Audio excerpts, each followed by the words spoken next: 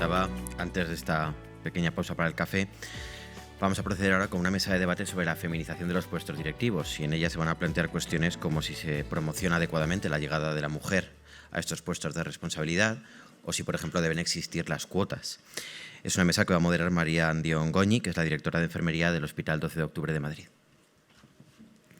Buenos días a todos. Muchas gracias a la organización por traerme aquí a moderar esta mesa, una mesa que me encanta y de la que con unos ponentes fantásticos que estoy encantada de moderar.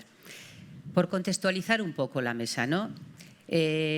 Sabemos que, según los datos de la encuesta de población activa, el 77% de las mujeres estamos en sanidad, somos el 77% de todos los profesionales de sanidad de las mujeres. El sector más feminizado de todos los que hay, según esos mismos datos, suponen el 14% de toda la población activa de mujeres que existe. Y en el caso del personal sanitario, los últimos datos que tenemos del Instituto Nacional de Empleo del año 2021 nos dicen que el 51% de los médicos son mujeres, el 84% de las enfermeras somos mujeres, el 71% de los farmacéuticos y farmacéuticas son mujeres y podríamos seguir, ¿no? Y sin embargo, pues los datos también nos indican que estamos infrarrepresentadas en los puestos de liderazgo. Si hablamos de los colegios profesionales, de 50 colegios profesionales que existen, por ejemplo, en el caso de la enfermería, 25 solo son presidentas mujeres, 19 mujeres hay presidentas de los colegios de farmacia y 5 solo, según los últimos datos que yo he recogido, de presidentas de colegios de médicos, mujeres. Y ya lo adelantaba ayer la secretaria de Estado. Bueno, SEDISA ha hecho una encuesta, realizó una encuesta entre esos 1.600 asociados directivos y concluía que 3 de cada 10 cargos directivos de la mesogestión éramos mujeres, si contábamos en ese caso gerentes, direcciones médicas, direcciones de enfermería, direcciones de gestión, y 4 si incluíamos en ese caso también a los subdirectores. Estos datos también se asemejaban a los que había sacado en el 2018 la Federación de Sanidad de Comisiones Obreras, que también concluía en ese informe, ¿no?, que 55 mujeres ocupaban puestos, en este caso los más altos cargos de gerencia, de los 229 hospitales públicos españoles. Esto está claro que el panorama que tenemos pues, nos hace plantearnos, ¿no? Nos hace plantearnos esta mesa de debate, entre otras cosas. ¿Se promociona la llegada de las mujeres a los puestos directivos? ¿Se deben establecer cuotas? ¿Se necesita la paridad? Y para hablar de todo esto, pues tenemos aquí a los ponentes que voy a presentar ahora mismo y que seguro que nos van a dar mucha luz al respecto. A mi derecha del todo, Eva Bargallo. Eva Bargallo es directora médica del Hospital Sanitas Cima, es pediatra y anteriormente ha sido jefe de servicio de pediatría durante más de 5 años en ese mismo hospital, ¿no?, donde también ha sido jefe de sección. No voy a contar de ninguno de ellos su experiencia y su formación en másteres de gestión, que todos ellos la tienen mucha, por hacerlo un poquito más corto. Seguidamente, Luis Verde. Luis Verde es gerente del área sanitaria de La Coruña, es médico de familia. Anteriormente ha sido gerente del área sanitaria integrada de Santiago de Compostela durante 5 años. También ha sido gerente del área sanitaria del Ferrol durante 3 años, gerente de atención primaria en A Coruña, Ferrol y jefe de área de la Subdirección de Atención Sociosanitaria de Galicia.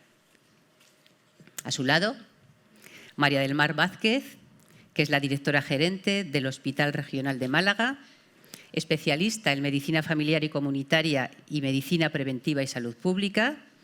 Ha sido subdirectora médica en el Hospital Virgen de la Victoria de Málaga, subdirectora médica en el Hospital Regional de Málaga y también directora médica. Y también ha sido directora gerente del Hospital Dr. Gálvez de Málaga. A mi izquierda, Javier Palau. Javier Palau es el gerente del Departamento de Salud de Denia, en Alicante. Es especialista en familiar y comunitaria y además en hematología y en hemoterapia. Ha sido director de la Unidad de Hematología y de Trasplante Hematopoyético en la Fundación Ivo de Valencia. Ha trabajado como hematólogo en la FE y donde ha sido también el coordinador de la atención de espacios para el traslado al nuevo hospital y director médico durante 4 años. Y para finalizar, con los ponentes, María Natacha Sujanami.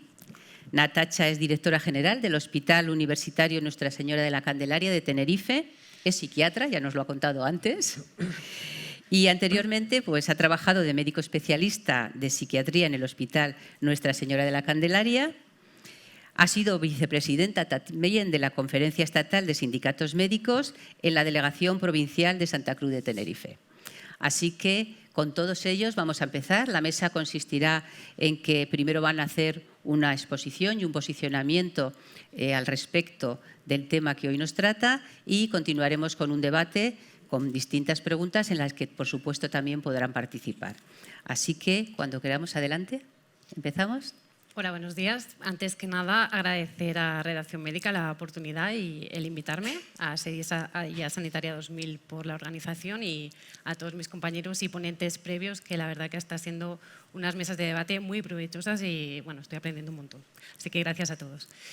Cuando me propusieron participar en esta mesa de debate, pues estuve leyendo un poco, ¿no?, artículos sobre los que sustentar mi discurso con un poco de base más científica, ¿no?, dado nuestra formación como médicos en base científica.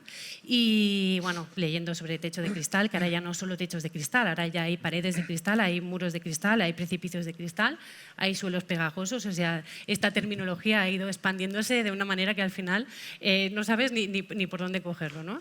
También sobre liderazgo, si hay un liderazgo femenino, masculino, ¿no?, el eterno debate, si hasta desde el funcionamiento del cerebro diferencial en mujeres y hombres, que hace que las direcciones sean diferentes y los tipos de liderazgo también. Total, que mi conclusión final, después de leer varios artículos y posicionamientos sobre el respecto, es que esta mesa de debate, toda esta cuestión, tiene una base esencialmente cultural. Todas estas diferencias que creemos que existen son culturales. Me remonto a la historia. Puede que en los inicios de la historia, en la prehistoria, tuviera su sentido segregar los trabajos por género en la época de los cazadores-recolectores. Pero es que esta esencia que en su momento, o esta necesidad que fue patente en un momento, se arrastró cuando ya teníamos nuestras necesidades cubiertas, se siguió arrastrando esta segregación por género. Y ya en nuestros días actuales no se sustenta por nada. Hemos evolucionado. A nivel político incluso, ¿no? Tenemos culturalmente la imagen de que los líderes políticos son hombres, son los que nos han dado seguridad, los que nos han dado autoridad. Y esto lo tenemos porque así lo hemos ido viviendo muchos años, porque está en nuestra cultura.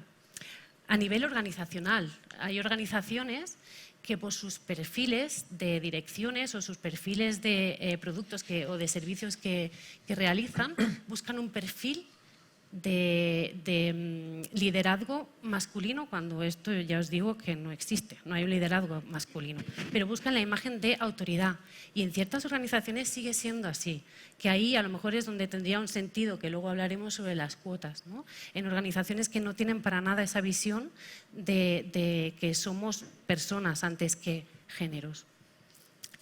A nivel social, ¿no?, la cultura de que la mujer es quien tiene que dar el apoyo familiar, ser la cuidadora de los niños, de los mayores, ¿no? ¿Quién es quien se coge excedencias o reducciones de jornada? Lo normal, la mujer. Por suerte cada vez se ven más casos, pero todavía son excepcionales y hasta nos parecen raros, incluso a nosotras, ¿no?, a las mujeres, de mira, ese hombre se ha cogido reducción por cuidado de menores. Los alabamos por hacer ese paso adelante y esa diferenciación, porque lo vemos extraño, porque es cultural, porque así lo hemos vivido. Mi madre dejó de trabajar cuando tuvo hijos, porque mi padre es lo normal, traía el dinero y mi madre se encargaba de cuidar. Y eso es lo que hemos vivido. Incluso en mi caso, en mi experiencia personal, a mí se me propuso ser jefa de servicio y yo estaba embarazada de mi tercer hijo. Y ostras, en aquel momento fue, no voy a poder, porque claro, lo primero, tengo que hacer cargo de mis hijos, mi marido también tiene un cargo de dirección que en ningún momento se cuestionó si debía aceptarlo o no por la familia, pero yo sí me lo cuestioné.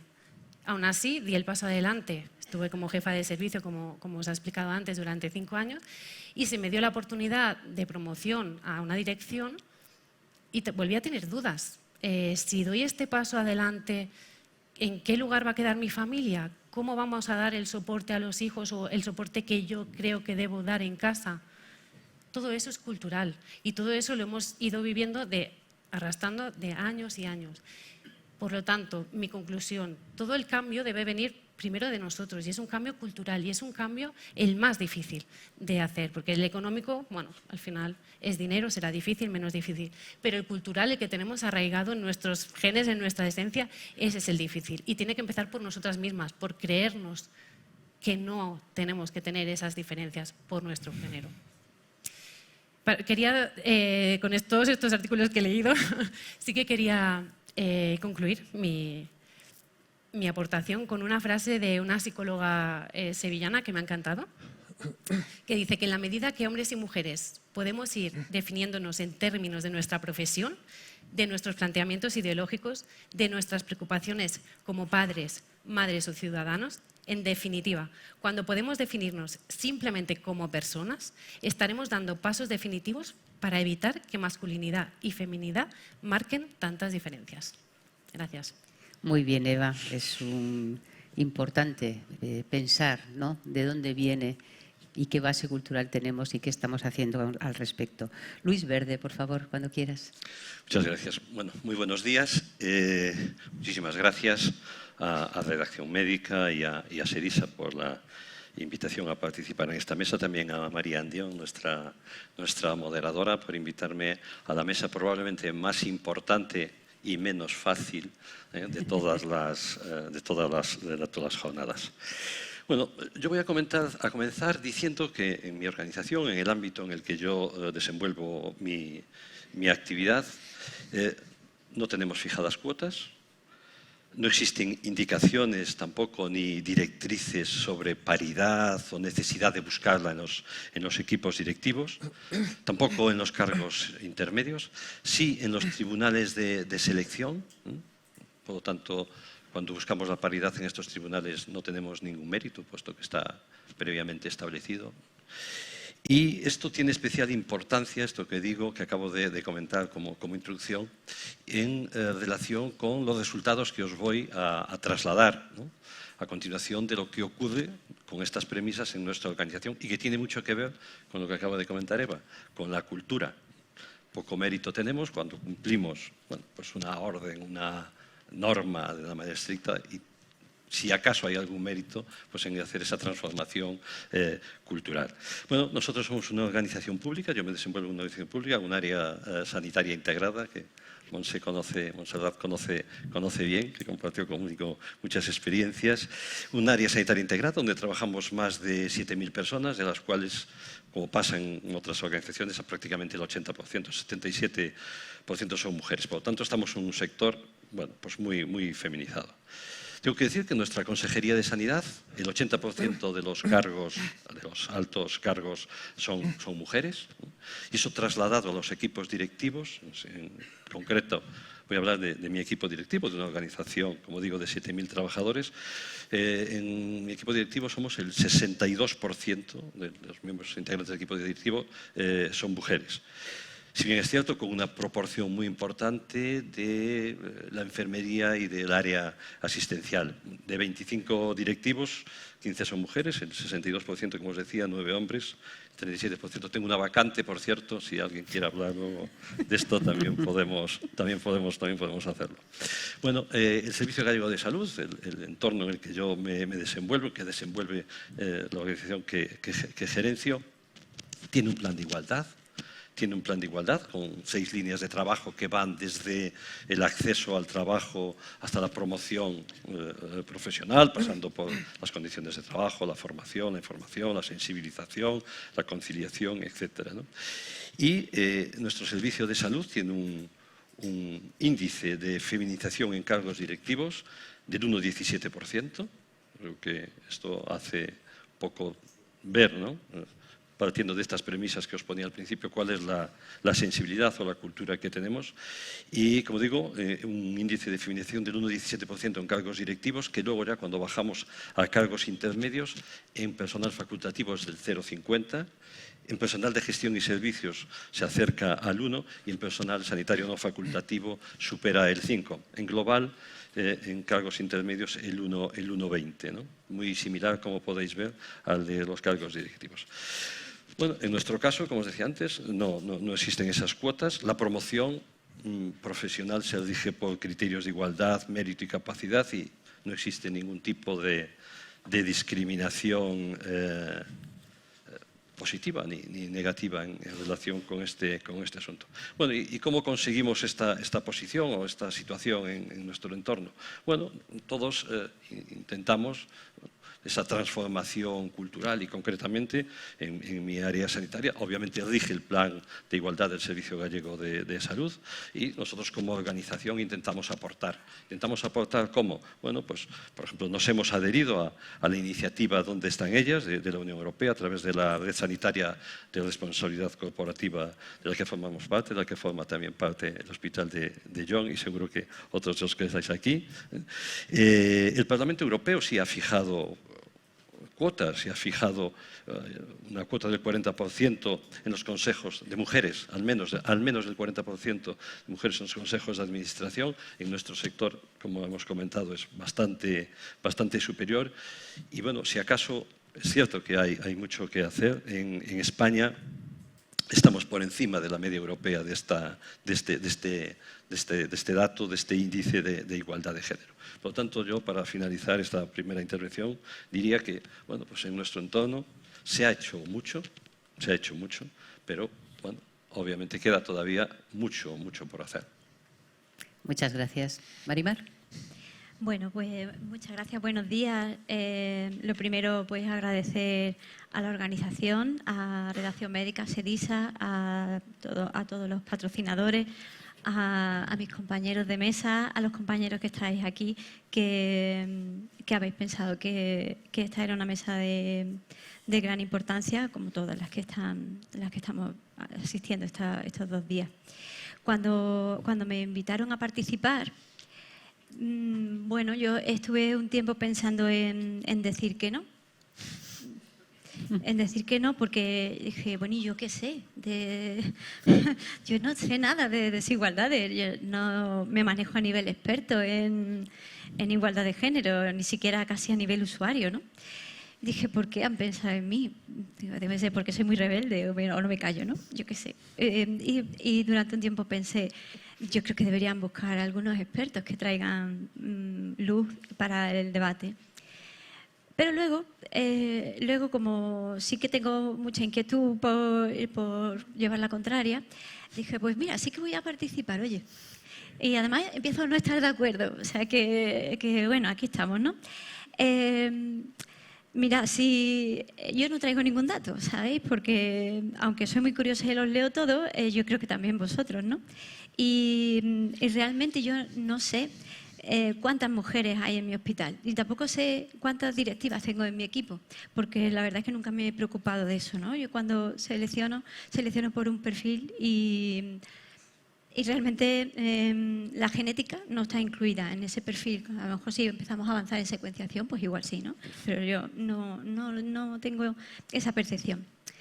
Si viniera un científico pues aquí a sentarse en esta silla y a vernos a todos, diría, bueno, para empezar, estamos todos sesgados, tenemos un sesgo de selección muy importante. ¿Por qué? Pues porque ya somos todos directivos. Y entonces ya sabemos lo que ocurre cuando eres directiva y cómo se llega a ser directivo. Es que, pues mira, voy a contarles un poco cuál fue mi experiencia y cómo llegué a la dirección. Yo creo que la sociedad, y además no creo que sea distinción de ningún país, tiene la gran capacidad de ponerle unos nombres muy atractivos a los prejuicios y además no son ni modernos. Ayer nos hablaron de techo de cristal, hoy vamos a mencionar los techos de cristal y de diferentes materiales. Y bueno, pues vosotros sabéis que la terminología techo de cristal nació en el año 90. Yo en el año 90 era tan pequeña que estaba estudiando, no tan pequeña como pensáis, pero sí, un poco pequeña, y bueno, yo no tenía tiempo ni existía internet, ni mucho menos, como ya sabéis, y yo no tenía tiempo de saber que eso se había publicado. Y bueno, pues es una terminología antigua. Y lo llamaron techo de cristal, que yo creo que es un nombre muy bonito. Luego lo sustituyeron posteriormente por laberinto de cristal, que es aún más bonito. Y dije, la capacidad de buscar un término eufemístico para un prejuicio no tiene nombre. Y además llamarlo de cristal, que queda como muy poético y muy bonito, te viene a rememorar algo que es frágil. Dije, bueno, los obstáculos, que es de lo que estamos hablando aquí, cuando lo queremos llamar techo, laberinto, lo llamemos como lo llamemos, pues son prejuicios y obstáculos, no son de cristal, de hecho son bastante rígidos y bastante fuertes, o sea que el cristal se rompe, bueno, a lo mejor el de Bohemia no tanto, pero el cristal se rompe y aquí cuesta mucho romper una barrera, ¿no? Mira, os voy a leer una cosa que yo creo que no conocéis y a mí, pues la verdad, me encantó.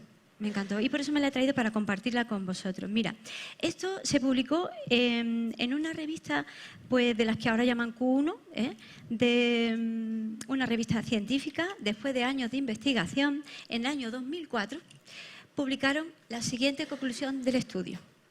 Las mujeres no solo tienen la capacidad necesaria para el desempeño del mismo trabajo que sus compañeros, sino que además tienen la misma motivación laboral que estos. ¿A que eso no lo sabíais? Porque yo me quedé impactada, no lo sabía.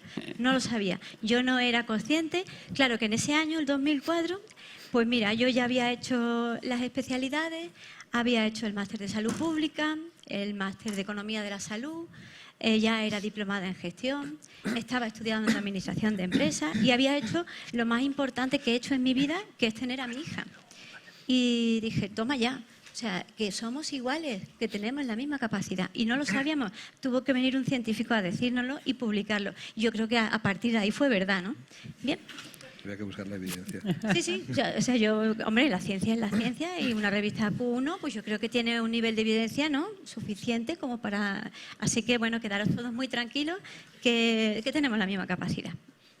Y yo dije, ¿y por qué ha salido eso? ¿Por qué ha salido que somos iguales? Porque han hecho la media. Y al hacer la media nos equiparan a todos. Porque yo en mi trayectoria he tenido compañeros y compañeras mucho más válidos que yo y mucho menos válidos que yo. Yo no soy ni mejor ni peor, o sea que yo debo estar en la media. Bueno, pues os traigo otro dato importante, que yo creo que este sí que también lo conocéis. No tan serio como este, ojo, pero esto lo publicó la OMS. Y dijo, bueno, ¿cuáles son las dos principales medidas que salvan vidas en el mundo? Bueno, pues yo como tengo que sacar, siempre lo siento mucho, pero tengo que sacar el preventivista que llevo dentro, pues las dos medidas que salvan vidas en el mundo pues son la vacuna y la higiene de manos. Pero la OMS, que tiene también grandes expertos, dicen, ¿y cuál es la medida que aporta más salud al mundo? Enseñar a leer a las niñas. Dije, otra, enseñar a leer a las niñas. Y esto pues lo aprendí yo cuando estaba haciendo el máster de salud pública y dije, pues sí que no era consciente de esto, la verdad. Pero cuando reflexionas en eso, dices, bueno, es que todos arrastramos una historia. En España, que es donde estamos, arrastramos una historia. Tú lo has dicho antes, no solo es cultura, es sociedad, es economía. Y de todas esas circunstancias arrastramos nuestra historia. Las mujeres no tenían acceso libre, bueno, no se podían casar sin que firmara su padre, no tenían acceso a poder estudiar, hasta muy reciente en la historia de España. Bueno, España, pues ya que quieras que no, tiene unos añitos más que nosotros. No podían estudiar. De pronto, pues más cercano a nosotros que antes, pues hubo un acceso a los estudios y a los estudios universitarios. En la orla de mi padre, que recientemente he podido ver, solo había hombres. Mi padre no es médico, no era médico. Y solo había hombres. Y antes ibas a la facultad y solo había hombres, alguna mujer que además tenía que demostrar que la genética tampoco importa, ¿no? Que su rol de género no importa, pero bueno, tenía que demostrarlo permanentemente para poder llegar a ser médico. Bueno, ahora cuando voy a la Facultad de Medicina y en Málaga, veo más mujeres que hombres. Y digo, hay que ver lo que ha cambiado. Y las ves a todas muy preparadas, y a ellos también, que somos iguales, que ya sabéis que lo ha demostrado el Lancet público, que somos iguales. Bien, pero cuando llegan las promociones, mira al hospital, ves que la mayor parte son mujeres en todas las especialidades. O sea que ya tampoco existen especialidades de hombres y de mujeres. Tenemos largas generaciones de urólogas y de cirujanas cardiovasculares, ¿no? Y de todas las especialidades realmente, ¿no? Pues somos muchas más por generación. Vale, claro, cuando en un hospital tan antiguo, en años como el mío, se van jubilando generaciones, se jubilan más hombres que mujeres. Y cuando van entrando nuevas generaciones, entran más mujeres que hombres. O sea que antes o después, numéricamente, en todos los centros, porque no ocurre solo en Málaga, esto es extendido, pues habrá más mujeres que hombres. ¿Por qué salen entonces los datos que María ha publicado, que ha comentado? Pues bueno, porque claro, el recambio en los sanitarios y el personal no asistencial en un hospital, pues anualmente se renueva. Vamos haciendo contrataciones, vamos haciendo jubilaciones y entonces vamos reponiendo y vamos mejorando la cuota de mujeres, por llamarlo cuota, porque algo de cuota hay que decir, ¿no? Bien, pues la cuota de mujeres, la única cuota que yo entiendo es esa, la de, bueno, es que son más y ya está, ¿no? ¿Sabes? Acceden y listo. Vale. ¿Y por qué no pasa en los directivos? Bueno, pues afortunadamente creo yo que no nos recambian anualmente. A veces nos recambian más rápido, pero claro, no conozco a tantos directivos que se hayan jubilado, la verdad. Creo que la carrera directiva es aún más reciente que el acceso a la universidad. La formación y la trayectoria de un directivo y su profesionalización es mucho más reciente que todo eso. Para ser directivo antes éramos autodidactas y esto, bueno, era así, e íbamos buscando dónde formarnos, porque la inquietud de decir, bueno, y ahora me ponen a mí una responsabilidad en las manos y yo qué sé, ¿sabes? Pues como venir a la mesa, yo qué sé de esto, ¿no? Pues no sé. Pero bueno, tienes que tener la inquietud de formarte, ¿no?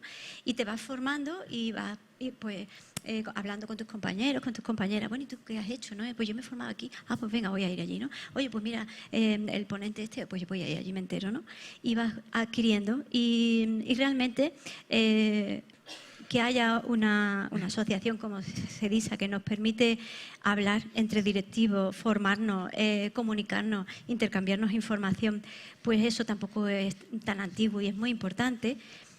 Y ahí no hay hombres ni mujeres tampoco. O sea que tampoco veo yo la desigualdad, ¿no? Pero existe. Y no estoy de acuerdo con Javier en una cosa que ha dicho, y no es por el ánimo de discutir. Perdóname, Luis, perdóname, me he equivocado de nombre. Y es que la formación no nos iguala. Los currículum no nos igualan, porque no podemos acceder al currículum en igualdad.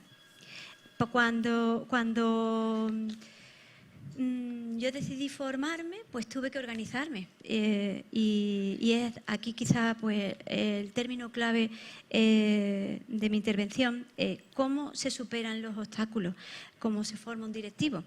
Bueno, ¿cómo se sale del laberinto de cristal, ¿no? Sin romperlo? Pues bueno, hay que resolver muchas cosas. No ya la cuota. En el año que se publicó este estudio tan interesante que os he traído, se estableció un término maravilloso, igual que el de techo, que era el de cremallera, que muchos lo habréis oído, y el de paridad. Ahora lo han cambiado en la ley, ya no se llama paridad, que está muy bien. Ahora el término se llama, ¿cómo lo llaman? Espérate, a ver que me acuerde, porque estas cosas van cambiando. Reparto equitativo o proporcionado. Y de hecho, cuando hacemos un tribunal, un sexo no puede superar un porcentaje a otro sexo. Y ya no existe la paridad. Ahora existe esta terminología, otro eufemismo muy interesante. ¿Cómo se superan los obstáculos? Pues mira, si me animé a venir, fue para ponerle la voz a los que no han llegado a ser directivos, a las que no han sido directivas porque han tenido que elegir entre tener niños o hacer un máster y no han tenido la ayuda o nadie les ha explicado cómo se resuelve tu problema doméstico, tu problema familiar y tu conciliación laboral. Ni siquiera hablo de conciliación familiar, hablo de conciliación laboral. Para mí mi familia es más importante, ¿no? ¿Cómo se resuelve? Bueno, pues yo creo que este es el tema de debate. Si nos establecen cuotas, pues las directivas que llevamos tantos años estudiando y tanto tiempo leyendo artículos tan interesantes y haciendo tanto, pues llegamos a pensar que como hay que cubrir la cuota y puesto que no entramos a la misma velocidad que ya había establecida, pues te puedes encontrar que por el hecho de ser mujer, sin formación ni experiencia, tengas que acceder. Dentro de unos años va a ser lo contrario, porque como habrá más mujeres, a ver cómo cuadramos un tribunal donde todos seamos mujeres y ahora tengamos que buscar hombres para rellenar, que es lo que hemos hecho durante mucho tiempo, ¿no? Pues bueno, a mí como no me gusta que me llamen florero ni relleno, siempre me ha molestado muchísimo la terminología cuota, la terminología cremallera. O sea, yo creo que el 2004 pues yo lo barrería porque se aportaron cosas muy, muy dañinas a las directivas de la salud, ¿no? Termino mi intervención pues dando las gracias a todos vosotros, retomando el inicio. Ahora mismo quizás vosotros estáis pensando, a mí no me pasa, lo ha dicho Luis en su intervención, en mi hospital hay más directivas, en mi equipo hay más tal. A mí no me pasa, vale. ¿Y a quién sí le pasa? ¿Que no está aquí? Pues para eso estamos nosotros, para eso está SEDISA y para eso están estas mesas, para que pensemos cuando hay una mujer o un hombre, ya te digo, yo no los distingo bueno, por el atuendo, pero podrían ser lo que fueran, pero hay quien sí distingue y decide tener la valentía de ser directivo, que hay que ser valiente. ¿Cómo podemos ayudarle para que resuelva y salga de ese laberinto con éxito? Muchas gracias. Muy bien, hablaremos ahora de qué podemos hacer al respecto, pero yo también me he quedado muy tranquila sabiendo que hay evidencia de que tenemos las mismas capacidades, ¿eh? ¿Verdad? Sí. No es que no lo duda. sabía, pero hombre, había que traer evidencias a la mesa. Bueno, continuamos. Javier, por favor. Pues nada, buenos días. ¿Se oye? Es la primera vez que me planteo si tengo que agradecer a los organizadores que me hayan invitado a una mesa como esta, ¿no? Porque lo primero que le dije a mi mujer es, me han invitado a una mesa sobre paridad, feminismo y tal, y me dijo, mucho cuidado con lo que dices. Entonces, claro, tuve que pensar a ver qué decía. Yo creo que es una mesa evidentemente controvertida y que los temas que podamos tratar aquí, pues, hay siempre puntos de vista diferentes. Desde luego, bueno, por contextualizar, yo vengo ahora mismo de una empresa en la que en mi equipo directivo hay 5 mujeres y 4 hombres. En este aspecto no hay diferencias. La propia CEO de mi empresa es mujer. Quiero decir, más allá de que el 70%, 80%, pero que esto se debe sobre todo al ámbito de enfermería, etcétera, ¿no? Que es la que pesa mucho. Pero bueno, que es verdad que venimos de ambientes, o yo por lo menos vengo de ambientes en los que esto no se ve. Pero la realidad es otra, como tú dices. La realidad es que sí que hay diferencias y yo creo que tenemos que analizar por qué. Yo creo que sí que estamos de acuerdo en una cosa. Creo que estamos de acuerdo en que tenemos la necesidad de rectificar la desigualdad. Yo creo que hay desigualdades en este ámbito y por lo tanto es necesario que se rectifique y necesitamos que haya siempre una doble mirada, en este caso masculina y femenina, desde los puntos de vista de la dirección, porque yo creo que eso es absolutamente enriquecedor a la hora de tomar las decisiones. En lo que quizá no estamos tan de acuerdo es en cómo hacer esto, ¿no? Y entonces es donde está el debate. Es decir, ya se ha abierto el debate es decir, dejamos que esto ocurra de manera natural, dejamos que... Esto es un poco lo que nos pediría a lo mejor la razón, es decir, oye, pues nuestra mente democrática, nuestra mente meritocrática, pues nos dice, no hagamos nada porque esto se va a ir solucionando y la igualdad se va a ir produciendo con el tiempo, ¿no? La pregunta es, ¿está la sociedad madura para que esto ocurra rápidamente? Y luego estaría la otra parte, estaría la parte de, oye, hay que hacer cuotas, hay que forzar la situación, que quizá desde el punto de vista de la razón nos chirría más, porque pensamos en la meritocracia y pensamos en, como tú decías antes, en coacciones, etcétera, ¿no? Como no tenemos claro esto, pues bueno, pues yo creo que vale la pena. Tampoco tenemos ensayos clínicos que nos digan dónde está la evidencia, pero sí que tenemos algunas situaciones de la vida real que nos pueden dar una aproximación a qué está pasando, ¿no? En España se puso la ley de igualdad, o se aprobó la ley de igualdad en 2007. Ya había 44 países en el mundo que la tenían o que habían aplicado algún tipo de ley de igualdad. Y bueno, sabéis que sobre todo se aplicaba al ámbito público, y en el ámbito público se decía que tenía que haber una proporción de 60-40 que no fuera nunca diferente para los diferentes sexos, ¿no?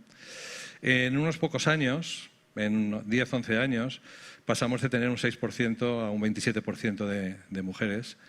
Y eso simplemente en el ámbito privado, teniendo en cuenta que en el ámbito privado no se hizo obligatorio, sino que fue recomendaciones, ¿no? Esto se recomendaba que se tuviesen planes de igualdad en empresas que tuviesen más de 250 trabajadores, y parecía que esto no era suficiente, y en el año 19 pues, se insistió en la ley, hubo un decreto ley que, digamos, rebajó esta cuota de 250 a 50 pues, para producir esta igualdad con mayor rapidez. Y entonces, bueno, pues en poco tiempo llegamos hasta alcanzar un 34% de mujeres en los equipos directivos, que tampoco era todavía suficientemente satisfactorio, yo creo. Me llama la atención, por ejemplo, en Italia, que también pusieron cuotas, cómo se hizo un estudio y no sé exactamente qué criterios siguieron para hacer el estudio, pero sí que las conclusiones fueron que se vio un aumento del nivel educativo en los equipos directivos cuanto mayor era el número de mujeres que estaban entrando en ellos.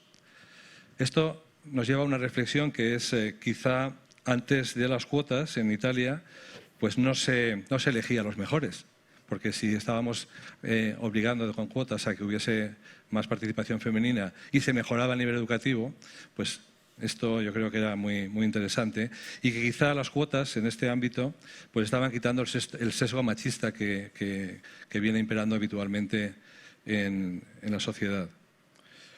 Y por último, en Noruega, que sabéis que es el primer país que decidió poner cuotas, un país que yo creo que es poco sospechoso de ser antidemocrático, y yo creo que un país, diríamos, de los más desarrollados del mundo, que eso también influye, pues cuando pusieron las cuotas en el 2002, en muy poco tiempo pasaron de un 7% a un 44%, ¿no? Me llama también mucho la atención que en Noruega, cuando se puso la ley, la puso precisamente un partido conservador, y el motivo por el cual se dijo que había que llegar a poner cuotas fue un motivo financiero. Es decir, no fue un tema de feminismo a ultranza, sino fue un tema financiero, porque el que puso, o el que, digamos, propugnó la ley, decía que no se podía desperdiciar, desde el punto de vista financiero, los recursos de una sociedad en la que más del 50% de los universitarios eran mujeres. Entonces, bueno, pues yo creo que son datos que hay que tener en cuenta, y hay que ver que las cuotas allí donde se han puesto, pues han no solo han funcionado para dar rapidez, sino también han dado algún tipo de aporte, ¿no? El tema de la educación, el tema de otros aspectos como los financieros. Lo que sí que es evidente es que cuando los países tienen un alto grado de desarrollo, la paridad se puede alcanzar de manera natural en un tiempo más o menos razonable, es posible, pero no todos los países tienen ese grado de desarrollo, evidentemente, y por eso las cuotas probablemente aceleran la paridad, probablemente evitan la influencia de las redes de promoción. Sabéis que al final la gente va promocionando pues porque tiene conoce a otros, hay redes de promoción y hasta ahora, queramos o no, las redes de promoción sobre todo están dominadas pues, por el sexo masculino y entonces cuesta más, digamos, entrar en esa red para ser promocionada. Y parece que incluso cuando hay cuotas de selección, cuando hay cuotas, la selección se hace con criterios más preestablecidos y además se hace más cuidadosamente. Precisamente por esto que tú decías, ¿no? Cuando hay cuotas, esto de que parece que me van a poner simplemente porque soy mujer o tal, no. Se busca precisamente más el hecho de cuidar esa selección pues para que nadie pueda decir que ha sido de una manera arbitraria. Por lo tanto, y ya para terminar, desde mi punto de vista, creo que, por supuesto, la paridad es necesaria. Por supuesto, hay que valorar cómo llegamos a esa paridad en función del ambiente donde estamos. No es lo mismo estar en Noruega que estar en Ecuador, por decir un país más en vías de desarrollo. Lo que sí que es absolutamente obligatorio es que todos tengan las mismas oportunidades, es decir, aseguremos la igualdad desde la base en cuanto a eliminar las diferencias biológicas que hay entre los dos sexos, para que nadie pueda decir que tenemos estas diferencias a la hora de acceder a los puestos. Y luego, pues pongamos cuotas o no, no las demonicemos en función de si queremos ir más o menos deprisa. Ya está. Muchas gracias. Profundizaremos ahora en eso de las cuotas. Natacha, por favor. Hola, buenos días. Lo primero también agradecer a Redacción Médica porque hayan pensado en mí para participar en este debate. Perdona, yo sí lo agradezco, ¿eh? Al final, al principio. Vale, perdona. Nada, para nada. Pues agradezco que me hayan invitado a participar en este debate. La verdad es que si bien tampoco soy una experta, sí es un tema que evidentemente, como yo creo que a todas las mujeres que somos profesionales y que estamos además en cargos de gestión, hemos vivido muchas experiencias que nos hacen justificar que hoy estemos aquí sentados. Yo diría, con respecto a la paridad, que no es cuestión del número, es cuestión de la actitud. Y esto tiene que ver con también una cuestión generacional. Que todavía se hagan comentarios como, y en esta mesa somos más mujeres, hay más mujeres que hombres. Y es un poco como aquello de yo no soy racista porque tengo un amigo negro. Yo no soy homófobo porque yo tengo un amigo gay. Miren, es que aquí hay más mujeres que hombres. Bueno, es cierto que hay más mujeres que hombres, pero los datos están ahí.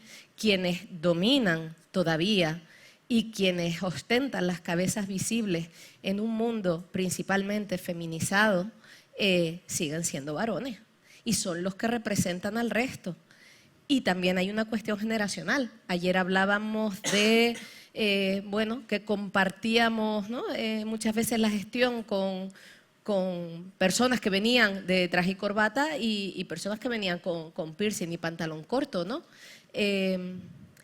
Yo creo que hay una generación a la que esto le cuesta más.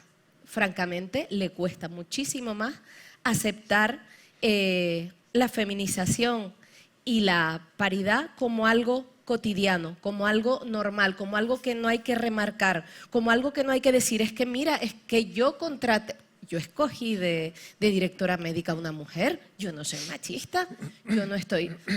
Es cuestión de actitud, es cuestión de normalización y es cuestión de no ver esto como una excepción o hasta como una parte de buenismo por nuestra parte de integrar a 2 o 3 compañeras, como pasa, por ejemplo, en los colegios profesionales. A mí me parece francamente escandaloso.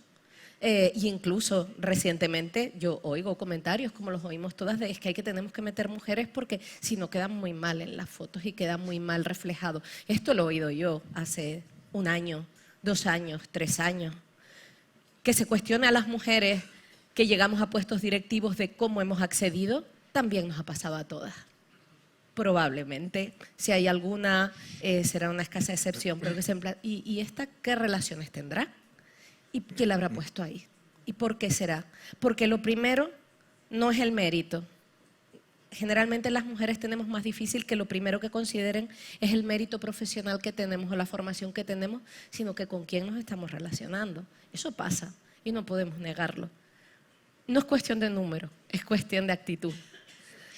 Ha habido siempre mujeres en gestión, evidentemente cada vez más, pero ¿qué parte han tenido que renunciar mis predecesoras? Pues muchas veces a sacrificar su feminidad y aquello que las diferencia como mujeres para optar por un rol masculino, un arquetipo masculino. Tenemos a Margaret Thatcher, que es un gran arquetipo, ¿no?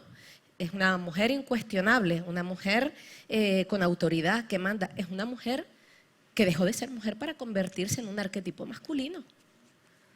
Porque es que las mujeres, con todas nuestras características, somos demasiado emocionales.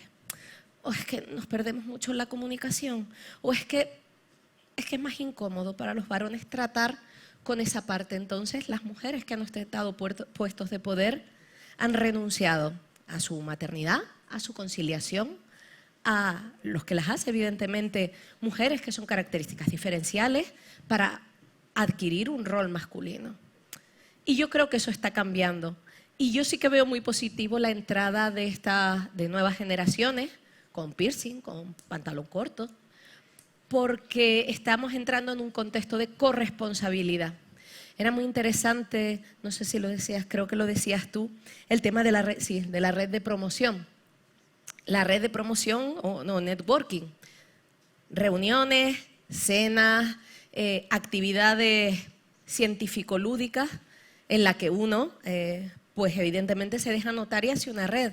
En el momento en el que las mujeres, porque normalmente y típicamente ha sido así, ha dicho yo acudo a la charla pero después me voy a mi casa porque quiero ver a mis hijos, que cada vez ocurre más con los varones, porque estamos avanzando con las nuevas generaciones en la corresponsabilidad con la vida familiar y la vida laboral. Estamos viendo que esto no es cosa de mujeres y todos yo creo que queremos participar y de hecho lo vemos y probablemente sea uno de los problemas también a los que nos enfrentemos con el sistema. Ya esa entrega 24 horas pues no la hay porque yo creo que nos hemos dado cuenta de que hay cosas que importan también bastante más, ¿no? Pero eso sí que sistemáticamente nos ha dejado fuera a las mujeres y se ha convertido hasta en un caldo de cultivo endogámico, en la que vemos que siempre son los mismos los que están en todas partes.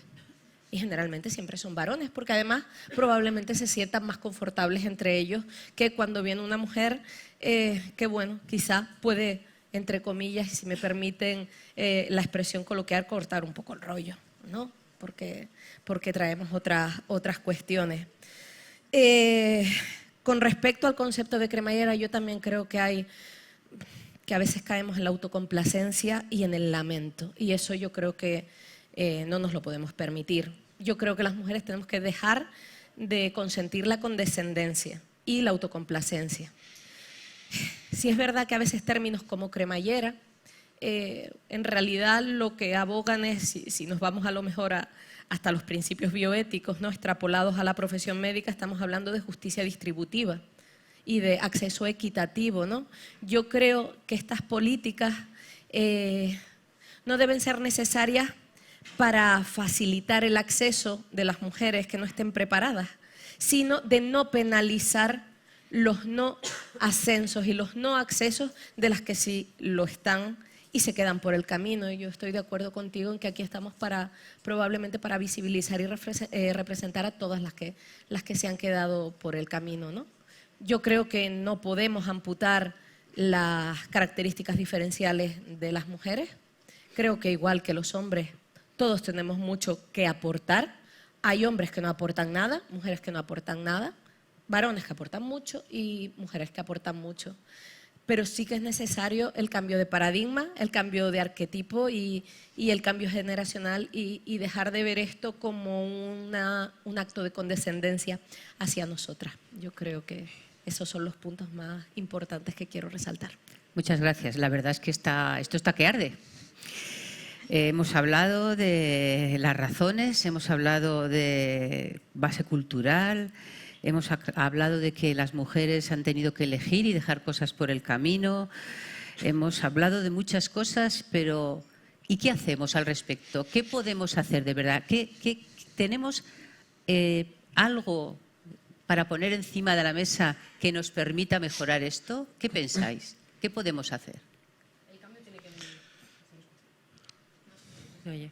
Sí, ¿Me sí, escucha? yo creo que ya sí, ¿no? Gracias, la habéis silenciado por mitos, perdonad. Yo creo que el cambio es lo que he comentado antes, tiene que empezar por nosotros mismos, por nosotras mismas, ¿no? El creernos que es posible.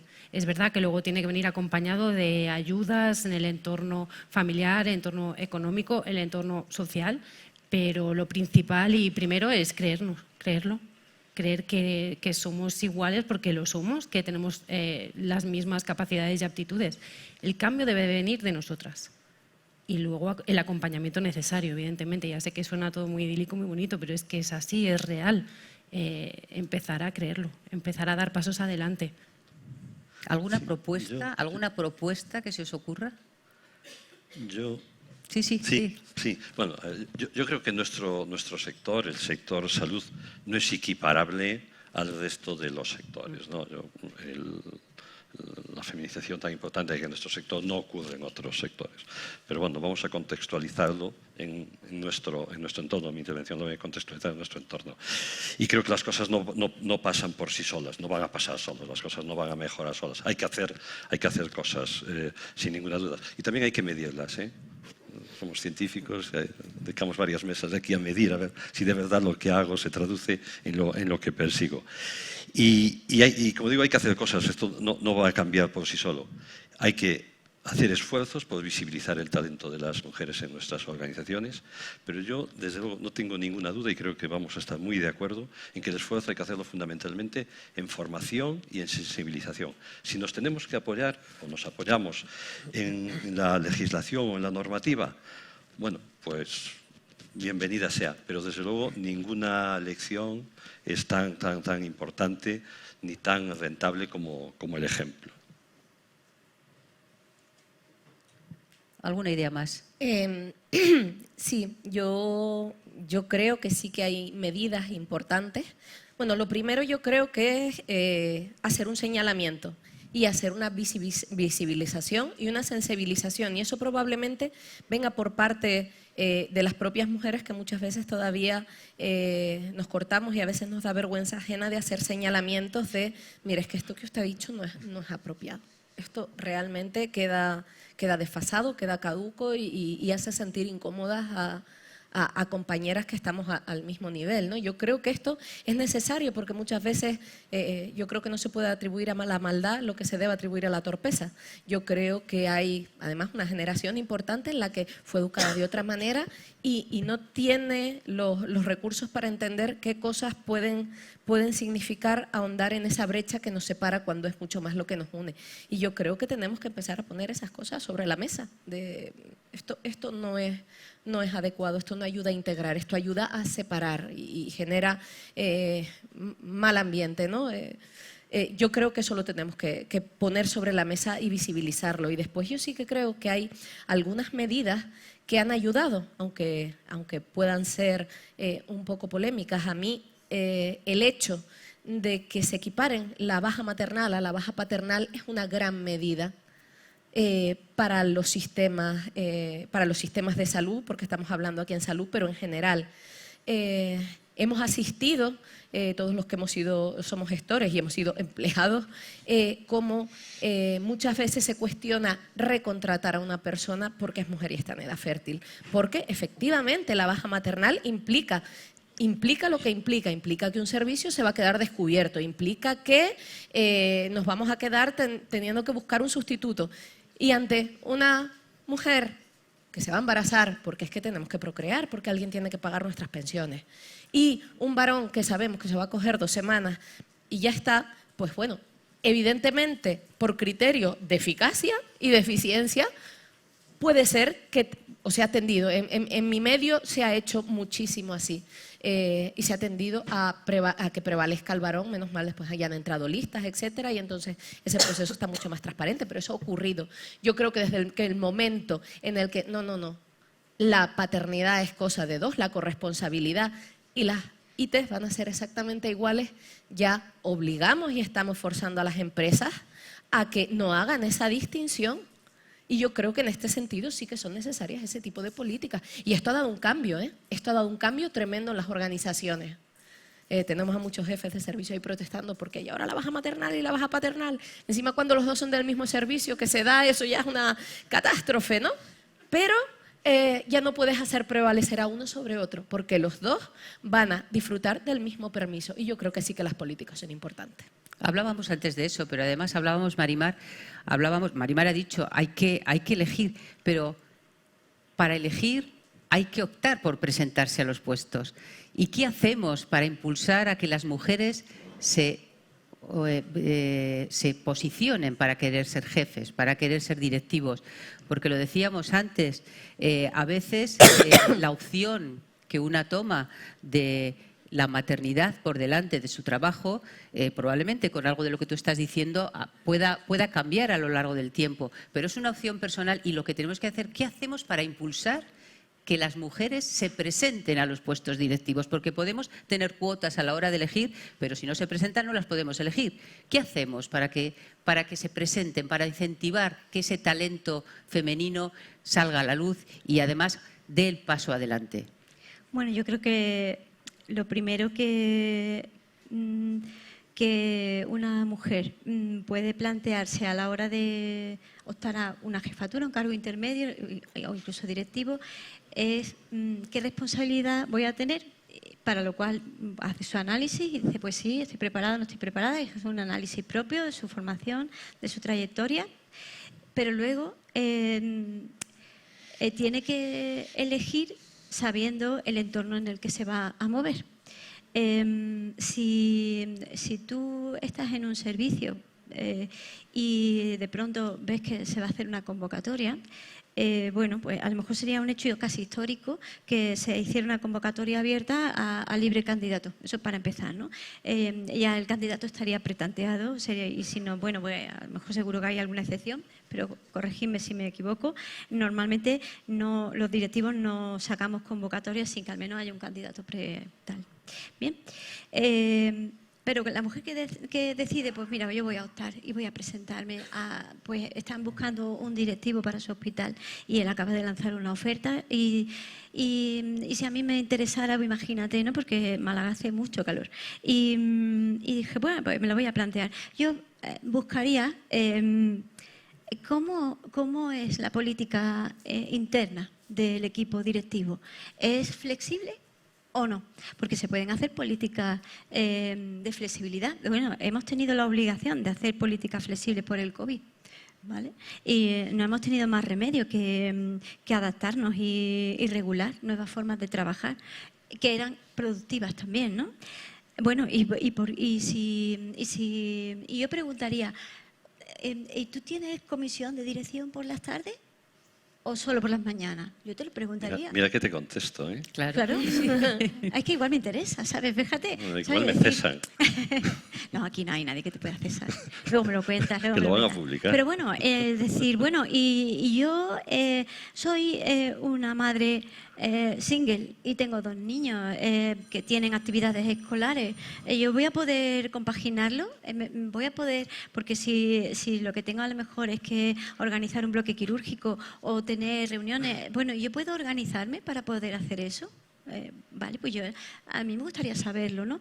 Y si la respuesta es hay flexibilidad porque también queremos que haya niños y queremos que sean madres, pues, y podemos poner en equilibrio producción y reproducción, pues probablemente la tasa de respuesta sea más favorable. Es decir, podamos tener a más mujeres con un nivel de compromiso alto, porque tú lo que estás testando con eso es cómo de comprometido está la organización conmigo, ¿sabes? Con mis problemas y mis circunstancias, porque yo voy a producir, pero a lo mejor puedo producir si me lo ponen un poco diferente, no fácil ni difícil, difícil es todo, ¿no? Pero diferente, ¿no? Hay una publicación de un foro europeo que dice que las empresas que tienen mujeres directivas y además hay una relación no lineal, pero una relación, un ajuste muy cercano a la linealidad, a mayor número de directivas, más productiva y más beneficios da a la empresa. Y bueno, es una lástima que no lo hayamos hecho en España, pero bueno, lo han hecho los europeos, que también pues tienen su mérito. Yo querría plantearme ser directiva en Noruega, porque en Noruega el compromiso con la maternidad y la paternidad es muy alto. O querría irme a Viena o a Ámsterdam, porque si tú te pides reducción para estar con tu hijo, tu hija, pues los miércoles está prohibido que tú vayas al trabajo. Tienes que estar con tu hijo, ¿vale? Y dices, bueno, ¿y cómo lo haces? Bueno, pues que los miércoles no hay clase, porque está hecho para que estés con los niños, ¿no? Hay políticas fuera de nuestro entorno que van dando pasos. Algunas se pueden extrapolar directamente y otras no, porque muchas de estas políticas pertenecen a su propia cultura, ¿no? Pero bueno, yo creo que avanzando por ese camino. Te toca, Luis. ¿Cómo lo has hecho? Venga, cuenta, por favor. Cuenta. No, la comisión de dirección es todos los lunes a las 9 de la mañana. Dura como máximo 2 horas y es obligado a asistir. Así llevo 25 años. No me va mal. Respecto a las tardes, efectivamente, mira, y yo he dedicado muchísimas horas, igual que muchos de los que estáis aquí. Y he vivido, igual que muchos de vosotros también, cuando hablas con algún compañero o compañera, le ofertas integrarse en el equipo, que se disculpa, ¿no? Es que voy a tener un niño, pues voy a votar, me falta por disfrutar el permiso. Es sentimiento de culpa, de las personas, disculpándose por estos hechos, ¿no? Mi respuesta siempre es la misma, dice, eso no es ningún problema, eso se va a pasar. Pero sería que no fueses competente o tuvieses alguna otra dificultad para el desempeño. Ese es un periodo de tiempo acotado y pasa y listo. A esto voy con lo del ejemplo. Respecto de las tardes, también os adelanto que algo hemos aprendido durante esta pandemia. Yo a mis compañeros les digo, oye, os tenéis que ir para casa a las 3, tenéis que hacer el trabajo por la mañana. No lo consigo. Se van a las 4, se van a las 5, pero desde luego... Y luego ya en casa seguís trabajando, Esto ya es otra historia, ¿no? Ya cada uno en su casa haga lo que tenga que hacer. Pero sí, efectivamente, intentamos hacerlo así, irnos de allí, irnos a nuestras casas. Seguimos, efectivamente, bueno, pendientes, trabajando, haciendo cosas, pero bueno, integrando también pues, la vida personal y familiar. Yo creo que esto es lo que yo quiero trasladar. Es una cuestión, bueno, pues de ejemplo, de cultura, de actitud, ¿no? Que comentabais antes. Sí, en eso, Javier, tú hablabas de cuotas, ¿no? Y parecía que, por todos los datos que nos estabas trayendo, estaba teniendo buenos resultados el hecho de que hubiera cuotas. Es cierto que estamos hablando de ámbitos y de países que no tienen nada que ver con la cultura española. Pero yo voy un poquito más allá, y hablando de cuotas y hablando también de profesionalización. Ayer nos adelantaba también, nos decía la secretaria de Estado, que quizá la profesionalización de la gestión podría ser una buena herramienta, ¿no? para ayudar a que las mujeres optemos más a puestos directivos. ¿Cómo lo ves, Javier? ¿Tú qué? Sí, ayer cuando la secretaria de Estado hablaba de este tema, pues me pareció muy oportuno, ¿no? SEDISA, de hecho, lleva en el ADN y desde toda su vida hablando de este tema, ¿no? Y yo creo que es fundamental para ser, digamos, competente en este ámbito. Y creo que eso es muy importante. Pero es verdad que probablemente lo que mayor impacto puede tener o lo que debe tener es lo que estaban comentando las dos compañeras, ¿no? Lo de la obligatoriedad de que todas las oportunidades que pueda tener un sexo también las pueda tener otro, ¿no? Independientemente de sus diferencias, como decía antes, biológicas, ¿no? Es decir, las tenemos, obviamente, pero tenemos que, desde el punto de vista social, hacer que eso cambie. Y que eso cambie y eso tiene que ser obligatorio. Que nadie pueda decir, tú antes decías, ¿cómo podemos promocionar que la gente quiera participar o que las mujeres quieran participar? Pues bueno, cuando la mujer se sienta segura y piense que su participación no va a ir en detrimento de otros ámbitos de conciliación familiar, de conciliación con sus hijos, etcétera, etcétera. Y eso lo tenemos que asegurar, y yo creo que lo tenemos que asegurar por ley. Las cuotas podrán ser por ley o no, decidiremos qué hacemos con ellas, y si las hacemos de manera temporal, podemos aprovechar el tirón que tienen, la capacidad que tienen, tal.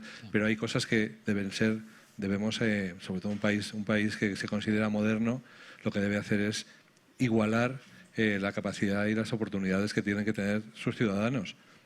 por sexos o por otro tipo de diferencias, ¿no? Y a partir de ahí jugamos todos. No podemos jugar cada uno con un lastre diferente. Yo, si me permitís, un último apunte, ¿no?, en lo que comentabais de cómo hacer que las mujeres den ese paso adelante, cómo acceder.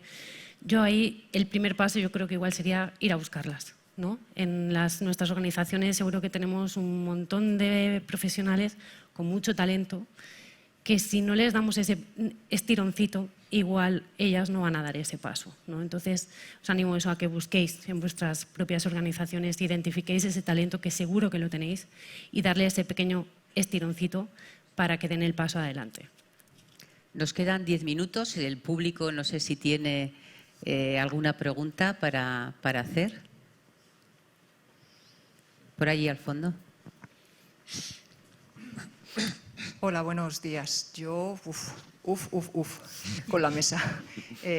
A ver, una reflexión o una reflexión y un par de preguntas. Yo no me siento nada identificada con Natacha, la verdad. Lo siento. Yo creo que se ha hecho un planteamiento que a lo mejor corresponde a otras épocas. Yo no sé si alguien se ha cuestionado que yo estoy en la gerencia de un departamento por algunas otras cosas que no son capacitación, pero si alguien se lo cuestionó en su momento, el problema lo tiene esa persona, hombre o mujer. Yo tampoco sé si tengo toda la emotividad, capacidad de escucha, habitualmente atribuidas a mujeres. No sé si doy ese patrón y tampoco sé si tengo la autoridad o la capacidad directa de gestión que habitualmente se atribuye a los hombres. No lo sé. Pero no me he tenido que masculinizar en ningún aspecto, ni en la manera de vestir, ni de gestionar, ni nada. Entonces, yo no estoy segura de compartir contigo tu planteamiento. Tampoco sé si el debate es elegir entre maternidad y responsabilidad. No lo sé. Y luego un par de preguntas para Javier. Decías que con el sistema de cuotas de Noruega se había pasado del 6% al 42%, ¿no? Algo así. 44. O 44. La pregunta es si eso se ha traducido, estamos hablando aquí en la jornada sobre resultados en salud, si ese sistema de cuotas se ha traducido en mejores resultados en salud. Y si me podrías explicar un poco más, cuando has hablado de que te gustaría conocer la visión masculina y femenina de la dirección, si podrías explicármela, porque no termino de entenderla. Tú y yo, que somos gerentes de vecinos, estamos a 100 kilómetros y de la misma comunidad, no sé si tú y yo tenemos una visión diferente exclusivamente ligada a nuestro género. Y nada, gracias a la mesa por lo demás. Los datos de Noruega son datos globales del país, quiero decir que no solo es en el ámbito sanitario y por lo tanto no te puedo contestar si eso se ha digamos, acompañado de mejoras en salud.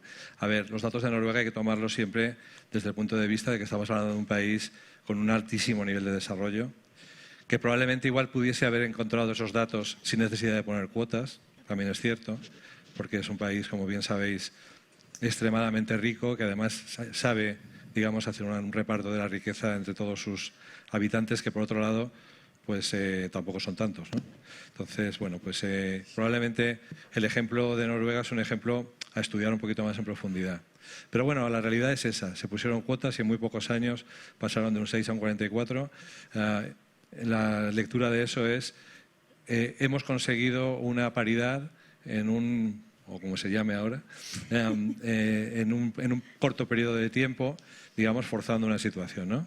A lo mejor ahora resultaría que habría que hacer una ley de quitar las cuotas para ver cómo evoluciona esto desde un punto de vista. Sí, o sea, no te puedo contestar a lo primero. No, cuando he dicho lo de que es bueno que en los equipos directivos haya una doble mirada, bueno, no quería dañar ni decir nada al respecto, ni de que somos. Creo que la manera de enfocar los problemas y las situaciones, etcétera, en general, pues es posible que tengan diferencias en cuanto a los sexos. Yo así lo he vivido en mi ámbito familiar, en mi ámbito laboral de siempre. Personalmente creo que hay maneras diferentes de abordarlas, quizá porque sea un tema cultural, ¿no? Entonces yo entiendo que si somos mitad en la sociedad somos mitad y mitad, en la universidad somos mitad y mitad, probablemente incluso a favor de las mujeres, etcétera, lo lógico es que allí donde haya un equipo directivo también esto ocurra, porque eso creo que va a enriquecer, va a enriquecer. Siempre que haya variedad tiene que haber enriquecimiento. No digo que sea mejor un sitio ni mejor otro, yo creo que esto enriquece y ya está. A eso me refería con la doble mirada, ¿no? Ya está. Natacha, por alusiones. Sí, yo por alusiones, bueno, lo primero que por supuesto coincido contigo en la doble mirada, de hecho eso está descrito en las características de la personalidad, hay una predominancia de unos rasgos en general en las mujeres y una predominancia de unos rasgos en otros. Esto no significa que todas las mujeres encarnen esa figura de Virgen María maternal y dialogante y porque no es así, ni debe ser así, ni que todos los hombres sean tiburones de personalidad, ¿no? Ni muchísimo menos. Esos son dos extremos y, por supuesto, cada uno se mueve en un espectro distinto, pero sí es verdad que hay, bueno, hasta por configuración cerebral, por cantidad de sustancia blanca en el cerebro, porque ya se ha visto que no es cuestión de sustancia gris, sino de sustancia blanca y de las conexiones interhemisféricas, hay una diferencia. Eso no quiere decir que todos sigamos un patrón. Con respecto a las experiencias, bueno, ya son las experiencias, cada uno tiene las suyas, por supuesto, son las que he vivido yo en mi entorno, yo y mi entorno cercano, la verdad, y cuando hablas en este tipo de debates con muchas mujeres que tienen cargos, pues te trasladan, ¿no? Que han vivido experiencias muy, muy, muy parecidas, ¿no? Eso no quiere decir que nos ocurra a todos, ni mucho menos, y al contrario, me da mucha envidia, por supuesto. Sí que también pienso que el que se plantee cuestiones extrañas, el problema lo tiene él, eso lo tengo clarísimo, pero es una realidad que vivimos muchas, que no quiere decir que sea al 100%, ¿no? Marimar creo que también quería decir algo al respecto. Mira, quería compartir contigo y con todos una experiencia de hace 15 días. Y esto apoya el por qué estas mesas tienen que ser y el por qué tenemos que hablar de esto, ¿eh? Ya os lo he dicho que aquí estamos todos compañeros que ya somos directivos, ya tenemos pues cierto callo y echamos a la espalda muchas cosas, hemos tenido que aprender, ¿no? a vivir pues con todo. Es posible que alguien haya tenido la suerte, alguna mujer de la sala haya tenido la suerte de no haber recibido algún tipo de comentario o algún tipo de experiencia al respecto, pero ahora os voy a contar lo que ha pasado hace 15 días. Yo ya os lo he dicho, yo no soy consciente de tener ni más hombres ni más mujeres, yo no selecciono por ese tipo de cuestión. Yo nunca me he sentido hombre ni mujer al respecto a la gestión porque yo tengo mi punto de vista y no sé si es femenino o masculino o la verdad, o sea, yo tomo las decisiones en base a las circunstancias, los datos y la estrategia que hay que tomar. Pero bueno, contaros que yo he hecho un proceso selectivo que ahora pues, se ha regulado, hay que hacer unas entrevistas a los candidatos que quieren acceder para la dirección médica y para la dirección de enfermería. Y bueno, claro, yo abro la convocatoria y pues resulta elegido un director médico, ¿vale? Curricularmente, en experiencia, en trayectoria, idóneo, ¿de acuerdo? Había otro candidato, bueno, no encajaba tanto en el perfil que yo buscaba, tenía más experiencia en atención ciudadana que en dirección médica, bueno, pues yo opté por este. Para la dirección de enfermería, pues también había dos candidatos, un candidato y una candidata. El candidato, pues bueno, aporta una memoria de un folio y para un hospital regional pues se quedaba un poco corta la cosa, ¿no? Porque, bueno, yo no soy capaz de escribir un folio, pero bueno, hay gente que es muy concreta también, ¿no? Pero bueno, como no se valoraba el peso, pues yo, aunque recibí ese folio y en el folio estaba incluido el currículum, pues yo le hice la entrevista, ¿no? Y le hice la entrevista a la candidata.